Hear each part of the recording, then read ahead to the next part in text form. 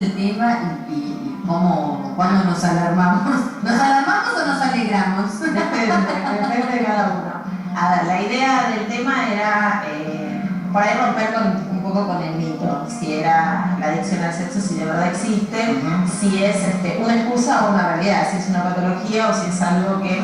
Y había surgido en una época el tema de Michael Douglas, que para el divorcio, ese fue como el caso más conocido, que en realidad había sido una estrategia de los abogados legal para no tener que pagar tanta plata a su esposa cuando lo descubren la infidelidad. Le comprobaron la infidelidad y él dijo, claro, y él dijo que esto no era, que era una compulsión, y bueno, ahora vamos a hablar de qué se trata, y escudándose de que tenía una patología, no tiene que...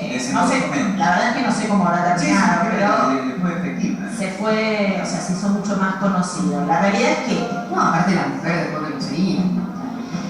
Es muy bonito. Es una adicción en realidad. Claro, estamos hablando de un... A ver, sí. En algunos casos puede ser una adicción o una compulsión, en otros casos puede ser una interrupción. Entonces, oficialmente ninguno de los dos manuales más grandes que siempre hablamos de lo que son de los trastornos mentales lo toma como una entidad diagnóstica, o sea, como una enfermedad en sí la adicción al sexo. Se habla de hiperactividad sexual o se habla de trastorno sexual no especificado o hiperactividad sexual no... O sea, no hay una entidad que diga adicción al sexo, pero sí es cierto que desde la clínica y desde los casos uno observa que hay algunos casos, o sea, se estima que es un 6% de la población, lo cual no es un número muy grande, es un número chico, que padece esta adicción. ¿Cómo nos damos cuenta? Es como cualquier otra adicción y en realidad tenemos como dos factores en las adicciones. Lo que ya viene en cada uno, la predisposición hacia lo que son los trastornos obsesivos, porque tiene familiaridades o forma parte de lo que podríamos llamar, tiene rasgos o aspectos del trastorno obsesivo compulsivo, que ya hemos hablado, ¿sí? De esto, las compulsiones, la imposibilidad de... O sea, toda compulsión, toda adicción, toda obsesión termina siendo incapacitante. Y esto es lo que nosotros debemos tener como llamado de atención o como alerta, ¿sí? La imposibilidad de continuar con su vida. O sea, cuando una situación, en este caso hablamos del sexo o las relaciones sexuales, ocupa gran parte del pensamiento y de las actividades y todo tiene relación con eso y se pierde o se deja de hacer otras cosas en función de, y se expone a situaciones incluso humillantes, porque a veces no siempre son correspondidas o no siempre son de la mejor manera o no siempre son en los ámbitos adecuados, o se pierde de hacer cosas, ¿sí? O sea, uno lo que tiene que tomar siempre como síntoma de alerta es esto, que uno pierde contacto social, pierde la posibilidad de llevar adelante una vida productiva y esta situación siempre, cuando aparece una situación que me genera tensión o que me genera enojo, lo resuelvo así. En vez de hacerme cargo de las emociones o de lo que me pasa, en vez de hablar, la adicción. Y en este caso puede ser el sexo como puede ser cualquier otra adicción. O sea, puntualmente estamos hablando de sexo, pero puede ser cualquier otra adicción. También, es la vía de escape. Es la vía de bien para... Claro, pero es la vía de escape antes de hacerme cargo de esta emoción. Exacto. Ahora, cuando hablamos de adicción al sexo, ¿estamos hablando de adicción a las relaciones sexuales o al sexo tomado como qué? Como el autoplacer, no sé, depende de cada caso en particular, pero por ejemplo, muchas de las personas que tienen adicción al sexo lo que tienen es la asociación, por ejemplo, con el voyerismo, con la observación, con el estar mirando. Entonces por ahí, miles de horas mirando películas, cosas en internet, páginas pornográficas, o sea, no solo tener relaciones sexuales con otra persona, sino el hecho de ver sexo, estar en cosas que tengan relación con sexo, comprar cosas, conectarse con páginas, ahora por el tema de internet muchas cosas se hacen a través de internet, hay muchas páginas web que son que uno paga, y esto también puede generarse una deuda tremenda tarjeta de crédito en páginas web pornográficas.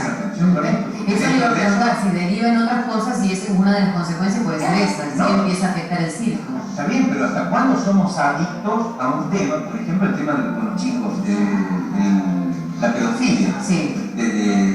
¿Puede derivar en eso? ¿Le puede llegar a esa adicción o no? No, a ver. Si consumo páginas de internet y hay intercambio de material, inclusive, ya hay pedófilos que se dedican, y eso sí está penado. Bueno, pero a ver, cuando hablamos de adicción al sexo, hablamos de sexo consensuado en el caso de que Claro, sea una situación claro. que se lleve adelante una relación sexual, una relación sexual consensuada o una relación sexual con alguien que vende sexo, por decirlo de alguna manera, y la persona va y paga por ese servicio. O sea, no entremos en el ámbito de lo ilegal en el sentido de pedofilia o cuestiones de pornografía infantil. O sea, eso ya sería como otro capítulo. Que puede haber que alguien derive en una conducta así, puede ser. Pero en este caso no es lo que queremos que se entienda relacionado con esto. Bien. Licenciada, más allá de esto que usted está comentando, pareciera que es como cualquier otra adicción, que el único afectado es la persona, que es el que pierde plata y que se aísla y que puede perder la familia, como en cualquier otra cosa.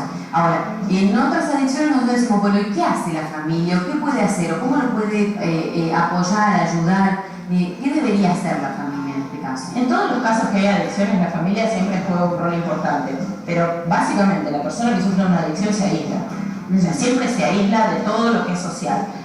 Más que qué debería hacer la familia, a mí me gustaría por ahí destacar cómo podemos prevenir que alguien entre en una adicción. El antes. Bien, antes de que aparezca. ¿Por qué? Porque cuando empiezan a aparecer los primeros síntomas, como toda situación, cualquier patología o cualquier enfermedad, cuanto antes nosotros identifiquemos los síntomas y los empecemos a tratar, menos se va a arraigar y más fácil va a ser el resultado positivo en el tratamiento, ¿sí? Entonces, ¿qué debemos trabajar para evitar? Esto siempre terminamos como casi cayendo en el mismo punto. O sea, ¿qué es importante? Hablemos desde el vamos, desde los chicos, porque estamos construyendo personalidades, la comunicación, la contención familiar, trabajar en el tema de la asertividad y de la autoestima. ¿Qué es la asertividad? La asertividad es la capacidad de interactuar socialmente y que uno no sea ni muy sumiso ni muy violento. ¿Se entiende? Sí. O sea, ni que todo lo que dicen los demás yo agacho la cabeza, ni que ante cada cosa que no me gusta broto de ira. Eso es asertividad. Esa es una capacidad que debe desarrollarse en los niños, que deberíamos todos trabajar y fomentar ¿sí? Porque esto también ayuda a la autoestima. Claro, el que yo pueda sostener un lugar en una postura sin brotarme o sin tener que agachar la cabeza todo el tiempo, también tiene que ver con una autoestima o con un lugar en el que yo considero que estoy parado, muy diferente al que siempre dice todo que sí o que va con la manada. O sea, trabajar en la autoestima, trabajar en la asertividad, trabajar en las fortalezas personales de cada uno, sí, en las diferencias, en la tolerancia a la frustración. ¿Sí? Porque las personas adictas lo que tienen es una muy baja tolerancia a la frustración. Y encontramos muchas veces padres que se niegan a frustrar a sus hijos. Y cuando hablo de frustrar, no es arruinarles la vida o jorobarlos, por decirlo de alguna manera, sino pequeñas frustraciones, un aceptar que a veces nos pueden salir las cosas mal y que eso no significa que el mundo se terminó, que a veces en la escuela me puedo sacar un 1 y que tampoco se terminó la escuela. Bueno, sí, pero eso hay que decírselo entender a los padres. Que el tema igual estoy hablando de lo que hagas, o sea, pero ¿cuándo te sacaste? O sea, ¿y cuándo te sacaste? ¿Y qué te faltó para el 10?